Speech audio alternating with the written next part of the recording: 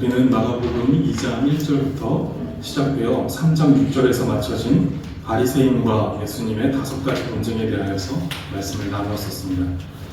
예수님은 그들의 완악하고 완고한 마음에 대하여서 안타까워하셨고 그들에게 새로운 교훈을 가르치며 그들의 변화를 요구하고 또 기회를 주셨지만 그들의 완악함은 오히려 더 악랄해져 갔습니다.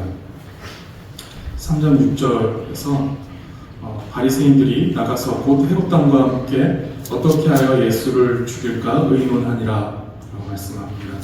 바리새인들은 사형을 선고할 권한이 있는 헤롯 왕의 힘을 빌려 예수님을 죽이고자 앙숙과 같았던 그 헤롯 왕과 연합하기까지 합니다. 이들은 하나님께서 살리고 복되게 하기 위해 주신 그 율법을 죽이고 위협하는 일에 사용하며 그것이 하나님의 뜻이고 경건을 추구하는 방법이라고 여겼습니다. 그러나 그것은 거짓의 아비이며 처음부터 살인자인 마귀의 종노릇하는 것밖에 되지 않는 것입니다. 이렇게 5번의 논쟁 끝에 바리새인들은 어떻게 하면 예수를 죽일 수 있을까라고 하는 이 고민하기에 이르면서 이제 완벽하게 예수님을 적대시하게 됩니다. 그런데 오늘 본문을 보면 이 바리새인들과는 다른 큰 무리가 있었다라는 것을 볼 수 있습니다.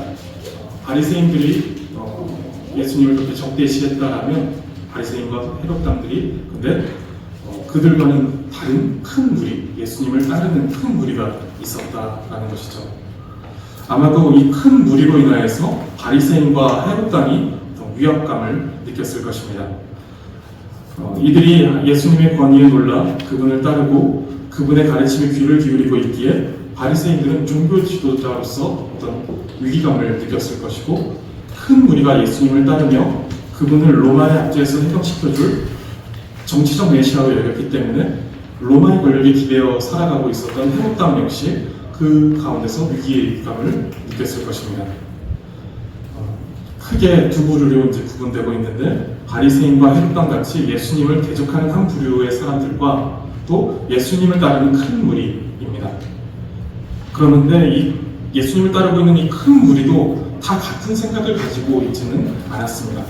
정말 믿음을 가지고 따르는 무리가 있었을 것이고 또 그저 병을 고치고 귀신을 쫓으며 이 땅에서 평안한 삶을 추구하고자 예수님을 따르는 무리도 있었을 것입니다. 그러나 어찌되었든 지금 당장은 예수님을 대적하는 무리와 또 예수님을 따르는 무리 이 두 부류의 사람들로 구분이 됩니다. 예수님은 7절에서 제자들과 함께 바다로 물러가십니다. 마가는 왜 예수님께서 회당에 계시다가 바닷가로 이렇게 물러가셨는지 이것을 말하고 있지 않지만 마태는 그것을 말해주는데 마태복음 12장 14절에서 15절을 보시면 바리새인들이 나가서 어떻게 하여 예수를 죽일까 의논하거늘 예수께서 아시고 거기를 떠나가시니 많은 사람이 따르는지라 예수께서 그들의 병을 다 고치시고 라고 말하면서 이제 오늘 본문과 평행되는 그런 본문입니다. 예수님은 바리새인들이 예수님을 죽이고자 하는 그 의논을 시작했다는 것을 아셨습니다. 그리고 예수님은 그것을 아시고 거기를 떠나가셨습니다. 바닷가로 나가셨다라고 이제 말하고 있는 것이죠. 예수님은 이들이 예수님을 죽이려고 한다는 것을 알고 일단 피신하신 것입니다. 그런데 그들이 두려워서 피하신 것이 아니라 아직 하나님이 정하신 죽음의 때가 이르지 않았기 때문에 그 십자가의 때가 아직 이르지 않았기 때문에 잠시 피하신 것입니다. 그리고 또한 이 땅에서 이루실 복음의 사역을 수행하시고자 그것을 다 이루시고자 바리새인의 손에서 잠시 벗어나려고 하신 것이죠. 이때 갈릴리에서 큰 무리가 따랐다라고 말합니다. 이전에도 예수님은 늘 많은 무리에 둘러싸여 계셨습니다.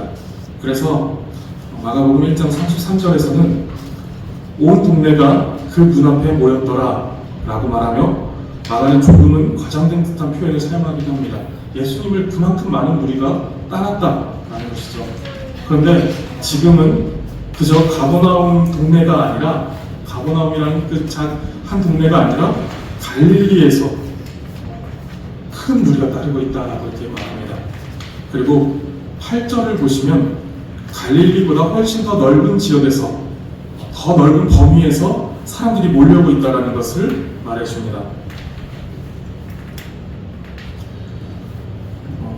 유대와 예루살렘과 이두메는 이제 에돔 지역입니다. 에돔 지역을 이제 헬라어식으로 읽은 것이죠. 이두메와 요단강 건너편과 또 두로와 시돈 근처에서 많은 무리가 그가 하신 큰 일을 듣고 나아오는지라. 이게 이제 지도를 보시면 갈릴리가 저쪽에 있으면 그것을 중심으로 유대와 이두메 그리고 요단 건너편 시돈과 두로 해서 동서남북 모든 지역에서 예수님께로 나왔다는 것입니다. 한 지역 한 지역을 말하는 그 지명이 중요한 것이 아니라 모든 지역에서 하나님께로 예수님께로 나왔다라는 것을 강조하고자 이렇게 말하고 있는 것입니다. 그러니까 동서남북 사방에서 그리고 이방 지역에서까지 예수님께로 나아오고 있다라는 것을 말해주고 있는 것이죠. 이들은 모두 예수님께서 행하신 큰 일을 들었다라고 말합니다. 이 큰 일은 예수님께서 하신 모든 일들에 대해서 이들이 들었다라는 것입니다. 듣고 그 예수님께로 나오는 것이죠. 예수님에 대한 소문이 이스라엘 온 지역과 이스라엘 국경을 넘어서까지 전해지고 있는 것입니다. 이 정도의 인기와 이 정도의 명성이면 이것을 잘 이용해서 예수님을 죽이려고 하는 그 바리새인과 헤롯 당 정도의 위협은 그 정도는 지그시 눌러줄 수 있었을 것 같습니다. 아주 많은 사람들이 전국에서 몰려들고 있고 해외에서까지 그 지역을 벗어나 다른 나라에서까지 예수님께로 나아오고 있었기 때문에 그렇습니다. 예수님을 추종하고 예수님을 따르고자 나아오고 있었던 것이죠. 세례 요한이 자기를 따르는 무리 속에 자기에게로 이제 나오는 바리새인과 사두개인을 보면서 이 독사의 자식들아 스스로 아브라함의 자손이라고 말하지 말아라 라고 하는 아주 치욕을 그들에게 던져 주었습니다. 그렇게 이제 호통을 쳤는데 그러나 이 바리새인과 사두개인들이 세례 요한을 어떻게 할 수가 없었는데 세례 요한을 따르는 무리가 많았기 때문에 그렇습니다. 근데 지금 예수님도 세례 요한보다 훨씬 더 많은 사람들이 예수님께로 나아오고 있고 이스라엘 전역에서 또 이방 나라에서까지 몰려오고 있는 이 정도라면 이들의 힘을 이용하여서 이 숫자를 이용하여서 예수님은 어떤 한 세력을 만들 수도 있었을 것입니다.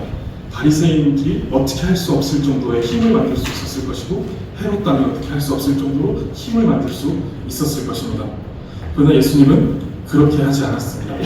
그리고 그렇게 할 필요도 예수님께는 없었던 것이죠.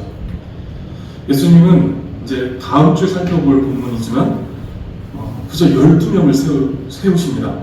그들은 어부와 세리 같은 지극히 평범한 어쩌면 큰 일을 도모하기에는 권력이나 숫자로 볼 때 부족하다라는 생각이 드는 이런 선택을 예수님은 하시는 것이죠. 그 큰 무리를 사용하여서 어떤 세력을 힘을 키우시는 것이 아니라 이것이 이제 일반적인 어떤 세상의 원리다라고 하면 예수님은 그것을 거부하시고 그저 평범한 어떻게 보면 힘이 부족하고 어떻게 보면 숫자가 부족한 그 12명의 제자들만 세우시고 그들과 함께 하셨다라는 것입니다. 예수님은 큰 무리가 예수님께로 몰려와 따르고 있지만 그 큰 무리를 의지하지 않으셨고 그들을 이용하지 않으셨습니다. 이사야서 2장 22절을 보시면 너희는 인생을 의지하지 말라. 그의 호흡은 코에 있나니 샘할 가치가 어디 있느냐. 인생은 아무리 수가 많다라고 하여도 의지할 만한 대상이 되지 않는다는 것입니다. 그저 그 코에 있는 그 호흡이 사라져버리면 아무런 힘이 없을 그리고 그 호흡이 80, 100 이렇게 되면 다 사라져버릴 아무런 힘이 없는 존재들이다. 의지할 대상이 될 수 없다라는 것이죠.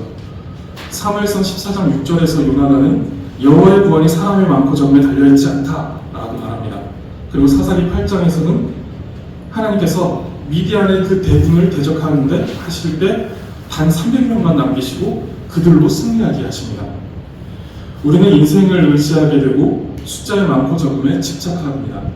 더 많은 인기와 더 많은 명성이 내 인생을 붙잡아 줄 것 같아 보이고 더 많은 재산의 축적이 안정감을 나에게 줄 것이다. 내 삶을 안정되게 할 것이다 라고 하는 것 같아 보입니다. 그러나 성경은 믿음으로 사는 우리에게 그러한 것들은 의지할 만한 것이 될 수 없다라고 말합니다. 가장 많은 인기를 얻고 명성을 얻은 이들도 홀로 잠드는 시간에 밀려오는 그 공허함을 이겨내지 못합니다. 원하는 것을 모두 살 수 있는 부자도 불안과 욕심으로 찾아온 불면증을 해결하지 못합니다. 그러한 것들이 인생에 참된 답을 주지 못한다는 것이죠. 수많은 인기와 명성, 많은 부의 축적, 이런 것들이 우리 인생에 참된 답을 주지 못한다는 것입니다. 예수님 역시 인생을 의지하지 않으셨습니다. 그저 무리들이 몰려들면 한적한 곳으로 피하여 기도하시면서 하나님께 의지하였습니다. 예수님은 큰 명성과 인기를 얻으셨지만 그것을 의지하지 않으셨고 그것을 통해 무엇을 이루고자 하지 않으셨습니다. 물론 하나님께서는 그러한 것들도 사용하실 수 있겠지만 많은 숫자의 사람들, 또 많은 어떤 인기와 명성, 그리고 다른 그 무리들을 사용하실 수 있겠지만 그 자체가 능력이 될 수는 없습니다. 능력은 언제나 하나님께 있고 우리의 의지할 분은 언제나 하나님이십니다. 작년 10월 27일에 한국교회가 차별금지법에 반대하며 200만 명을 모아 집회를 열겠다고 하였습니다. 정치적 입장을 가지고 볼 생각은 전혀 없습니다. 그리고 어떤 신학적 입장에 서서 판단하고자 할 생각도 없습니다.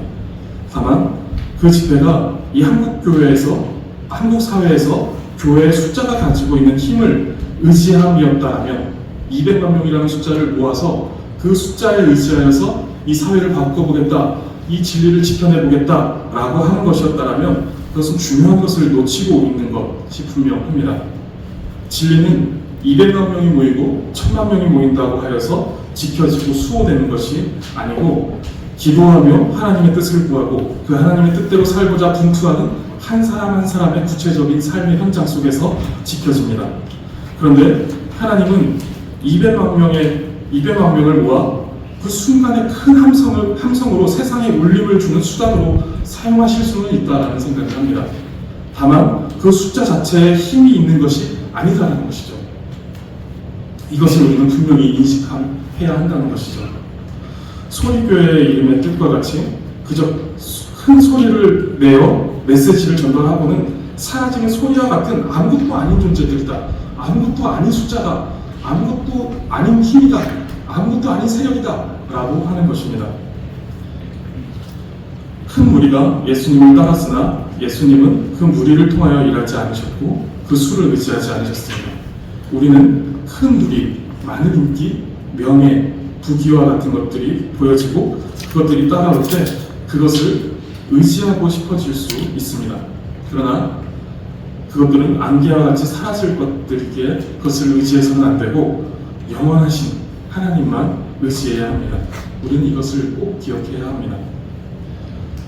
9절을 보시면 예수님은 무리가 에워싸며 서로 밀치는 것을 보시고 제자들에게 작은 배를 준비하도록 하십니다.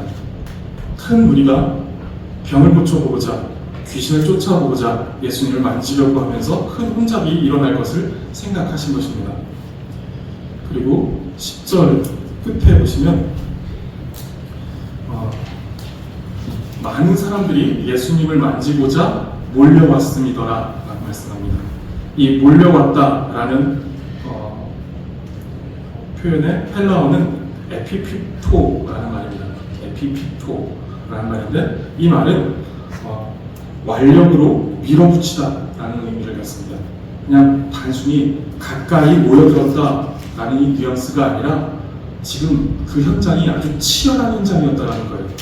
치열하게 필사적으로 밀어붙이면서 어떻게 해서든 예수님을 내가 만져야 되겠다, 내가 만져보겠다라고 하는 그 치열한 그 현장의 모습을 지금 묘사해주고 있는 표현인 것이죠. 여기서 우리가 이제 볼 수 있는 것은 당시 갈릴리와 이스라엘 그리고 인근 나라들은 그만큼 비참한 지경에 몰려 있었다는 것입니다. 어떻게 해서든 예수님을 만나야지만, 예수님을 만져야지만, 그분의 옷자락이라도 만져야지만 이 상황을 극복할 수 있다라는 이런 간절함이 있어서 이들이 이렇게 필사적으로 서로를 밀쳐내면서 예수님께로 나아가고 있다는 것이죠. 그만큼 지금 이 땅이 비참한 지경에 있었다라는 것을 우리에게 보여줍니다. 예수님은 그러한 이들을 보시고 그들의 필요를 충족시켜 주십니다. 병을 고쳐주셨고 귀신을 쫓아내 주셨습니다. 이들에게 치유와 자유를 하나님께서 허락하신 것이죠. 이 기적들이 의미하는 것은 단지 육신의 치유와 정신적 자유함을 말하는 것이 아닙니다. 구약에 예언된 하나님의 나라가 임하였고 메시아께서 임하사 이 땅에 하나님의 나라를 세워가신다라는 증거로서 예수님께서 지금 행하시고 있는 기적들입니다. 그러니까 병을 고쳐주시고 또 귀신을 쫓아내주시는 것들, 이런 것들이 가리키는 것은 그저 치유와 자유가 아니라 하나님의 나라가 도래했다, 하나님의 나라가 도래했으니 하나님의 나라에 합당한 모습으로 이 세상이 새로워지고 있는 것이다 라는 것을 보여주는 것입니다. 그리고 왕께서 강림하셨다. 병이 고쳐지고 귀신이 쫓겨나가고 하는 이런 것들은 하나님의 나라의 도래와 왕의 강림을 가리키는 것입니다.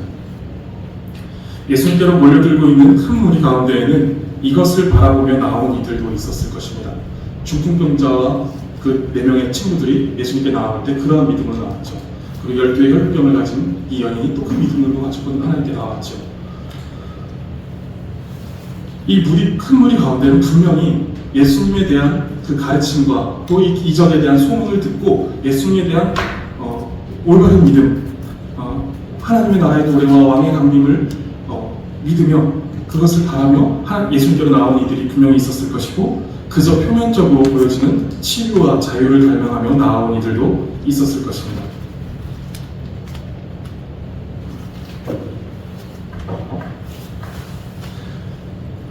당시 예수님께 나온 큰 무리가 그러했다라면 오늘날 우리는 어떨까요? 우리가 신앙을 갖고 예배를 드리며 성경을 읽고 기도하고 또 교회로 모이는 이유가 무엇입니까? 우리는 먼저 이 부분에 대해서 깊이 생각하고 자신을 돌아볼 필요가 있습니다. 우리는 어떠한 마음으로 또 어떠한 자세와 어떠한 방향성, 어떠한 추구를 가지고 지금 하나님께로 나아가고자 하는가? 예배드리고 있는가? 내가 말씀을 듣고 있는가? 말씀을 읽고 있고 기도하고 있는가? 그 방향성, 그 목적, 그 의도가 무엇인가 우리는 생각해야 하고 돌아봐야 합니다. 그리고 우리는 자신을 돌아볼 뿐 아니라 필사적으로 하나님께 나아가야 합니다. 간절함으로 하나님을 구해야 합니다.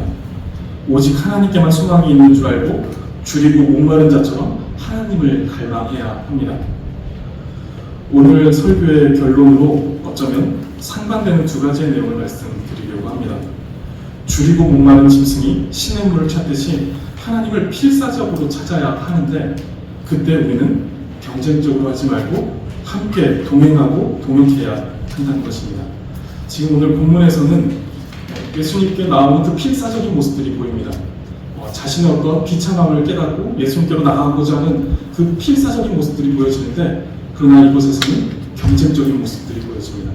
근데 우리가 하나님께 나아가야 하는 모습은 필사적으로 나아가야 하는 것은 맞지만, 그러나 경쟁적인 모습이 되어서는 안 된다라는 것이죠. 먼저 우리는 하나님께 나아갈 때 큰 무리가 예수님께 몰려들듯이 필사적으로 나아가야 합니다. 본문의 큰 무리는 힘으로 밀어붙여서라도 예수님께 나아가 그분을 만져서 병을 고치겠다는 간절함이 있었습니다. 이 간절함이 우리에게 있어야만 한다는 것이죠. 우리의 어떤 비참함을 깨닫고 하나님만이 우리의 이 비참함을 해결해 줄 수 있다라는 이 사실 속에서 이 말씀 속에서 우리가 하나님께로 이 필사적으로 나가야 한다는 것입니다. 그런데 우리의 신앙은 간절하기보다 건조한 때가 많이 있다는 것을 부인할 수 없습니다. 스펄전 목사님은 우리가 하나님을 간절히 찾지 못하는 원인을 5가지로 이야기합니다. 우리의 무지, 무감각, 무관심, 미루는 습관, 죄를 사랑함. 이 이제 우리가 하나님을 간절히 찾지 못하게 하는 이유, 원인이다라고 이렇게 말하고 있는 것이죠. 먼저 무지는 우리가 처한 비참한 처지와 형편을 모른다는 것입니다. 그것에 대해서 깨닫지 못한다는 것입니다. 병든 자, 귀신 들린 자가 그렇게 필사적으로 예수님께 나아갈 수 있었던 것은 그들 자신의 어떤 그 비참한 처지, 그 형편, 그 상황을 이들은 알고 있었기 때문입니다. 이 기회가 아니면 고칠 수 없다는 절박한 간절함이 그들의 그 비참한 처지 속에서 발생하고 있었다는 것이죠. 우리는 지금 우리의 처지와 형편을 알고 있는지, 그리고 그것을 직시하고 있는지 보아야 합니다. 우리가 얼마나 형편없는 상황 속에서 또 비참한 그런 상황을 가지고 있는 처지인지 이것을 보아야 합니다. 그리고 무감각은 죽은 자를 아무리 칼로 찔러도 가능하지 않듯이 우리가 허물과 죄로 죽어 있다라는 것입니다. 율법이 우리를 정죄하고 있지만 아무리 그 율법의 칼이 우리를 찔러도 죽은 자처럼 우리는 그것을 느끼지 못한다는 것입니다. 하나님의 말씀이 우리에게 날마다 선포되고 있지만 그 말씀이 우리를 찌르는 말씀이 되지 못하고 우리는 아무리 찔러도 찔리지 않는 것이죠. 찔러도 아프지 않는 어떤 무감각한 상태로 우리가 그 무감각한 상태에 처해 있어서 하나님을 간절히 찾지 못한다는 것입니다. 그리고 무관심, 다른 것에 관심을 빼앗겨 정작 가장 복된 것에 무관심하다는 것입니다. 하나님보다 당장 눈앞에 보이는 행복, 눈앞에 보이는 인기, 그리고 부요함, 즐거움이 더 크게 보이고 그것이 더 가치 있어 보인다는 것입니다. 그렇게 이 땅의 것들에 마음을 빼앗겨 하나님을 찾지 않는 것입니다. 다른 것들에 너무 많은 관심을 가지고 있고 그것으로 인해서 정작 가장 귀한 그리고 가장 소중한 그 하나님께 무관심하다는 것입니다. 그리고 미루는 습관은 너무 중요한 일이지만 이 땅의 허무한 가치에 빠져 영원한 가치를 내일로 미루는 것입니다. 일단 대학에 합격하면 그때 잘 믿어볼게요. 취업을 하면 내가 교회 한번 나갈게요. 결혼을 하면 자식을 다 키우면 은퇴하고 나면 내일은 우리의 것이 아닌데 내일이 우리의 것인 것처럼 내일이 보장되어 있는 것처럼 미루는 것입니다. 그런데 내일이 없는 날이 우리에게 찾아올 것입니다. 그리고 그날이 오늘인 것처럼 우리는 살아야 합니다. 오늘 우리는 내일이 없는 것처럼 가장 소중한 하나님을 붙들어야 한다는 것이죠. 하나님을 간절히 찾아야 한다는 것입니다. 하나님을 찾을 내일은 우리에게 없습니다. 그리고 죄를 사랑함은 죄를 너무 사랑한 나머지 그 죄에서 빠져나올 수가 없는 상태에 있다는 것입니다. 제가 20대였던 것 같은데 이런 생각을 해본 적이 있습니다. 천국에 가면 이제 죄를 짓지 못하는 그 상태에 있을 것인데 그 천국에는 죄가 없을 것인데 그럼 정말 행복할까? 라는 생각을 해봤습니다. 그러면 이제 곰곰이 생각을 해보았는데 제가 재밌어하고 제가 즐거워하고 제가 행복을 느끼는 아주 많은 것들이 죄와 욕심에서 비롯되고 죄와 욕심에 관련되어 있다라는 것을 이제 생각해 보았습니다. 예를 들어서 제일 재밌는 건 불구경과 싸움 구경이죠. 남이 싸우는 것들이 너무 재밌는 겁니다. 남의 집이 불타고 있는데 걱정해 주면서 가지만 저는 불이 난 집을 한번 본 적이 있는데 굉장히 크더라고요. 그 불길이. 그래서 정말 걱정이 되면서도 그것을 이제 구경하고 있는 제 모습을 이제 보게 되는 것이죠. 그리고 경쟁에서 이기는 것, 이것이 참 짜릿하고 또 재미있고 또 이기는 그 승리감, 거기서 이제 주는 또 기쁨이 있습니다. 남보다 더 인정받는 것, 그리고 자랑하는 것, 내가 남보다 뛰어난 자리에 있다라는 것, 우월한 자리에 있다라는 것에서 또 묘한 희열과 또 행복감, 이런 것들이 생기는 것 같습니다. 이런 것들이 이제 나를 행복하게 해주는 요소들이 되고 있다라는 것을 이제 생각해보게 된 것이죠. 그저 성실하고 최선을 다한다라는 것만으로는 안 되고 경쟁에서 이겨야 하고 더 인정받아야 하고 자랑해서 나의 잘남이 증명되어야 행복감을 느끼는 이것이 이제 우리가 가지고 있는 어떤 모습입니다. 얼마나 죄를 즐거워하고 얼마나 죄를 사랑하며 죄에 물들어 있는지 모른다라는 것이죠. 우리는 이러한 죄를 사랑하고 죄에 물들어 있음으로 인하여서 하나님을 간절히 찾지 못한다라는 것입니다. 우리는 스펄전 목사님이 지적하는 것처럼 무지와 무감각, 무관심, 미루는 습관, 죄를 사랑함과 같은 이유들로 하나님을 간절히 찾지 않습니다. 성도님들, 우리의 이 죄악되고 비참한 무지의 상태, 이것을 날마다 깨닫고 필사적으로 그리고 간절하게 하나님께로 나아가시기 바랍니다. 우리가 어떤 형편에 처해 있는지, 우리가 죄 가운데 어떻게 죽어가고 있는지, 우리가 어떤 영적 나병에, 영적 중풍병에 걸려서 우리가 살아가고 있는지, 이 비참한 상태들을 깨닫고 필사적으로 하나님께 나아가게 되기를 하나님 앞에 간절히 구하시기 바랍니다. 그리고 날마다 살아있고 활력있어 좌우의 날이 선 어떤 검보다 예리한 하나님의 말씀 앞에서 혼과 영과 관절과 골수가 찔리고 쪼개지는 것을 느끼시기 바랍니다. 예리한 말씀이 찌를 때 아파하고 또 치료하시는 하나님께로 나아가게 되기를 간절히 바랍니다. 또한 오직 하나님만 바라보고 하나님의 영광에만 관심을 두게 되기를 바랍니다. 무언가를 정말로 소중하게 여기는 사람에게 다른 어떤 것을 그에게 준다 하여도 그것을 너무 소중히 여기는 사람에게는 다른 것들은 만족을 주지 못합니다. 그리고 마음과 시선을 그 사람은 그 다른 것들에 주지 않습니다. 그렇듯이 우리의 영혼에 하나님이 가장 소중한 분으로 여겨지시기를 바랍니다. 그래서 하나님 이외에 다른 것들이 아무리 우리를 유혹한다 할지라도 그 관심을 빼앗기지 않고 오직 하나님께만 관심을 갖고 하나님께로만 나아가는 우리가 되기를 바랍니다.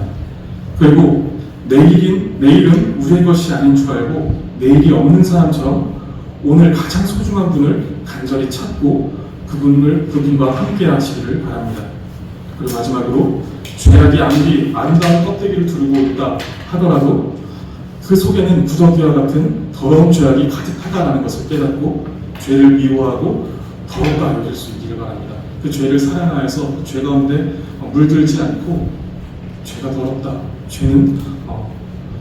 죄를 미워해야 된다라는 것을 생각하시면서 죄를 멀리할 수 있게 되기를 바라겠습니다.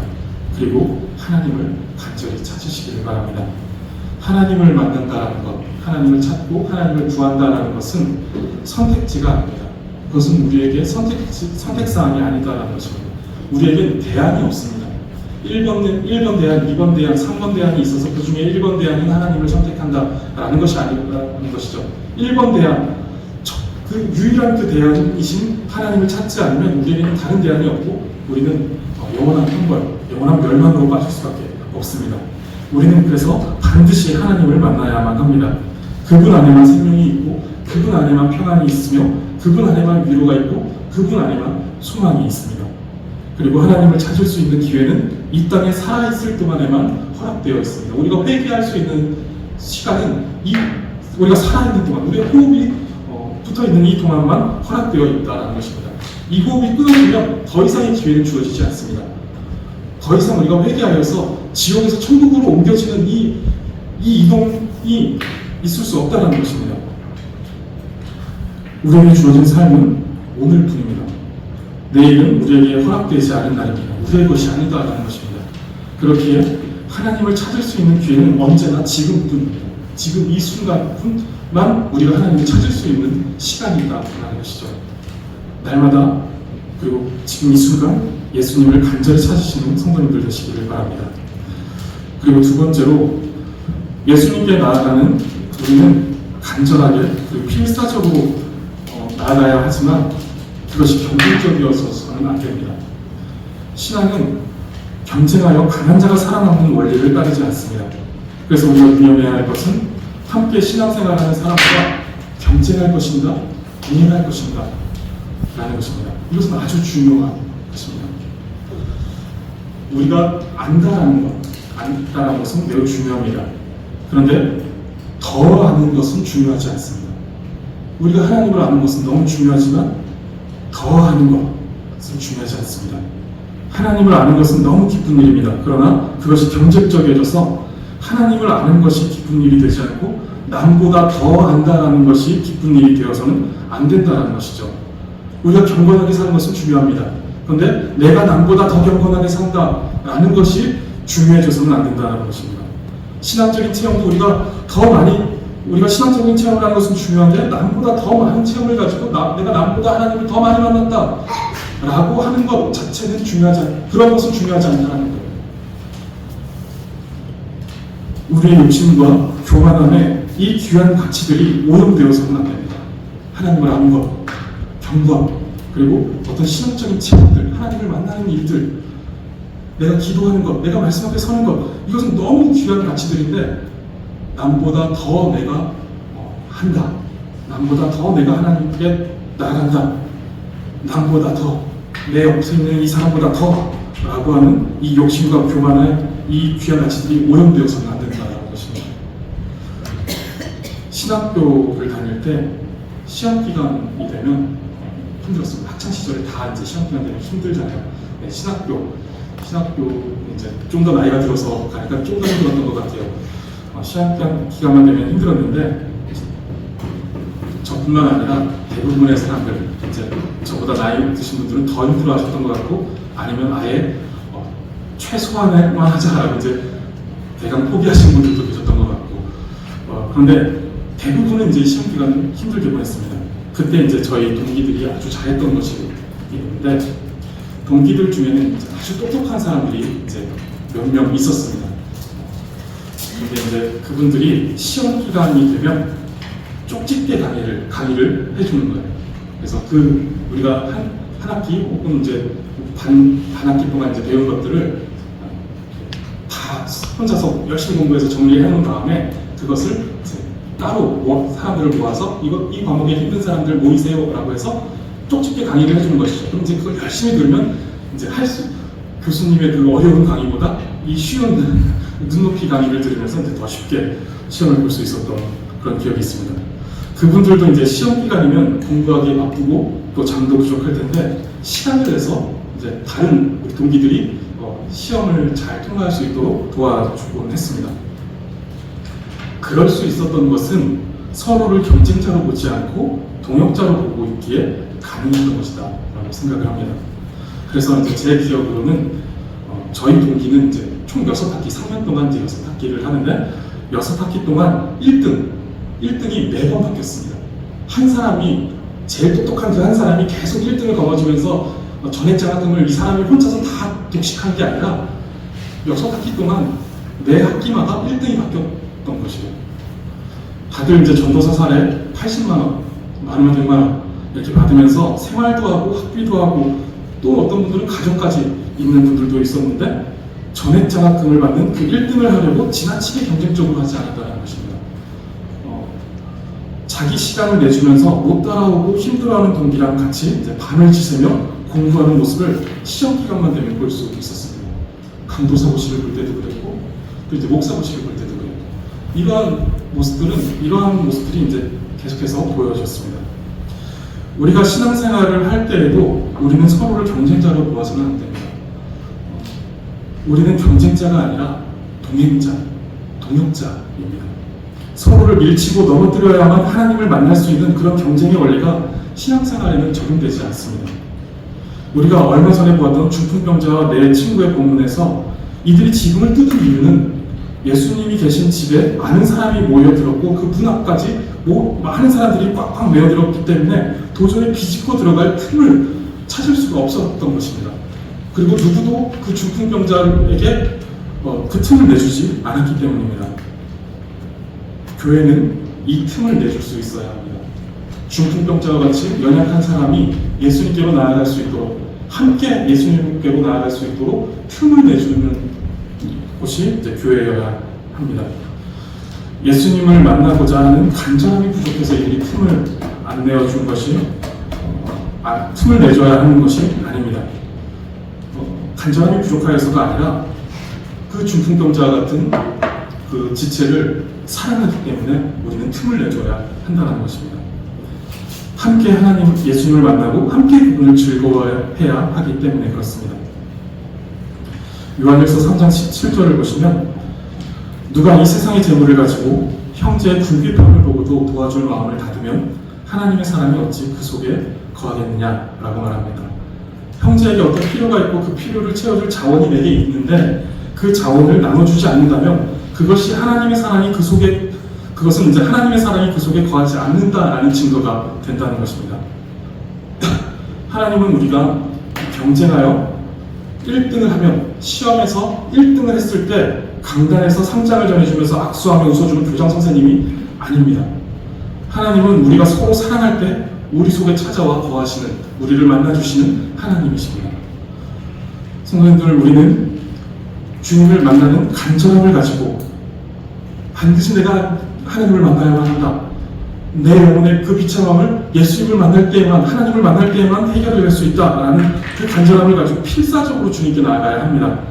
그러한 진지함과 그러한 간절함이 우리에게 필요합니다. 그러나 서로 밀쳐내며 경쟁하듯 나아가서는 안 됩니다. 그렇게 해서 만날 수 있는 하나님이 아니다라는 것입니다. 서로의 어깨를 메어주고 손을 잡아주며 때로는 속도를 늦추기도 하고 보폭을 좁혀줄 수 있어야 합니다. 이렇게 우리가 함께 사랑하며 나아갈 때 그때 우리는 하나님을 만날 수 있습니다. 황새가 뱁새의 보폭을 맞춰주는 사랑이 우리에게 나타나야 하는 가장 큰 은사이며 가장 큰 기적입니다. 고린도전서 13장에서 12장, 13장, 14장에서 이제 은사에 대해서 이야기할 때 가장 사모해야 될 은사, 가장 탁월한 은사에 대해서 사랑을 이야기하죠. 우리에게 나타나야 되는 그 탁월한 은사, 그 기적은 사랑이다라는 것이죠. 요한일서 3장 16절을 보시면 그가 우리를 위하여 목숨을 버리셨으니 우리가 이로써 사랑을 알고 우리도 형제들을 위하여 목숨을 버리는 것이 마땅하니라. 주님께서 우리를 위해 목숨을 바쳐 사랑하셨고 우리는 그 사랑을 알기에 마땅히 형제를 사랑하는 사랑해야 합니다. 우리는 이미 그보다 더 큰 사랑을 받았고 그 사랑을 요구받은 사람들입니다. 그렇기 때문에 교회는 그 사랑을 그대로 재현해내야 합니다. 예수님께서 우리를 목숨을 바쳐 사랑하셨기 때문에, 그리고 그것을 또 그렇게 사랑하라고 말씀하셨기 때문에 우리는 그것을 그대로 재현해내야 하는 사람들입니다. 주님께서 우리를 사랑하신 것 같이 우리가 그 사랑을 그대로 재현해내는 것, 이것이 주님께서 우리에게 주신 새 계명입니다. 명령이라는 것이죠. 하나님께서 우리에게 많은 율법을 주셨지만 그것의 어떤 핵심되는 내용, 새로운 교훈으로서 우리에게 주시는 그 핵심적인 내용은 사랑하라는 것입니다. 새 계명을 너에게 주노니 서로 사랑하라. 내가 너희를 사랑한 것 같이 너희도 서로 사랑하라. 우리가 하나님의 나라를 향하여 가는 길은 좁고 협착합니다. 우리가 예수님께로 나아가는 그 길이 좁고 협착한 길이다라는 것입니다. 그리고 그 길 가운데는 우리가 철벽정에서 또 볼 수 있는 것처럼 마귀가 우문사자처럼 산길자를 이제 그 길 양쪽에서 으르렁거리고 있는 그 길이다라는 것입니다. 이 길을 우리가 걸어갈 때 경쟁이라는 방식으로 나홀로 가서는 갈 수 없는 길이다라는 것입니다. 너무 힘든 길이다라는 것이죠. 우리가 끝까지 그 길을, 그 좁고 협착한 길의 끝까지 나아갈 수 있는 것이 우리 홀로 스스로 나가서는 힘든 길이다라는 것입니다. 그리스도께서 자신을 내어주셨듯이 서로를 위해 자신을 내어주며 사랑하고 섬길 때 하나님의 영광과 거룩이라는 목적을 향하여 위로하고 격려할 때 이제 비로소 우리는 끝까지 걸어갈 수 있습니다. 그래서 하나님께서는 이 교회라는 어떤 공동체를 주시는 것이죠. 서로 사랑해라, 서로 위로해라, 격려해라. 사랑과 선행을 격려하여 그날이 가까울수록 더욱 우리가 사랑하고 격려하는 일을 힘써라 라고 하면서 하나님의 나라를 기다리는 자들로서 이 교회 안에 있게 하시는 것입니다. 왜냐하면 사랑과 격려가 필요한 존재들이기 때문에, 홀로 이러한 일들을 다 수행해낼 수 없기 때문에, 끝까지 걸어갈 수 없는 자들이기 때문에 그리스도의 몸된 교회로서 우리를 모으시고 사랑하고 격려합니다. 그래서 우리가 그 길을 걸어갈 수 있게끔 하신 것입니다. 경쟁이라는 방식, 내가 더 나은 모습을 내가 더 나은 사람으로서 나가겠다 라고 하는 방식이 아니라, 세상적인 그런 원리가 아니라 사랑하는 방식으로 하나님은 우리를 묶으셨고 하나님께로 나아오게 하셨습니다. 주님께로 나아가는 이 영광스러운 길에 소일교회라는 아름다운 동행자를 주시며 감사하시기 바랍니다. 그리고 간절히 하나님을 찾고 함께 이 거룩한 길로 나아가는 우리 모두가 되기를 바라겠습니다. 기도하겠습니다. 하나님, 큰 무리가 예수님께 나아오는 광경을 말씀을 통해 보게 하시니 감사합니다. 자신의 비참한 현실을 보며 필사적으로 소망이 되신 예수님께 몰려들었습니다. 우리도 우리의 비참한 인생을 바라보게 하시고 지금의 현실만 아니라 영원한 인생의 유일한 소망이 되시는 예수님을 날마다 간절히 구하고 찾는 우리가 되게 하여 주시옵소서. 그리고 우리가 예수님께 나아갈 때 홀로 가지 않게 하시고 귀한 동행자들과 함께하게 하여 주시옵소서. 중풍병자를 메고 온 네 사람의 믿음을 예수님이 기뻐하셨듯이 서로의 연약함을 강간하게 하시고 그리스도께서 먼저 모든 것을 내어주며 사랑하신 것처럼 서로 사랑하며 이 믿음의 길을 끝까지 함께 걸어가는 우리 교회가 되게 하여 주시옵소서. 감사드리며 예수 그리스도의 이름으로 기도드립니다.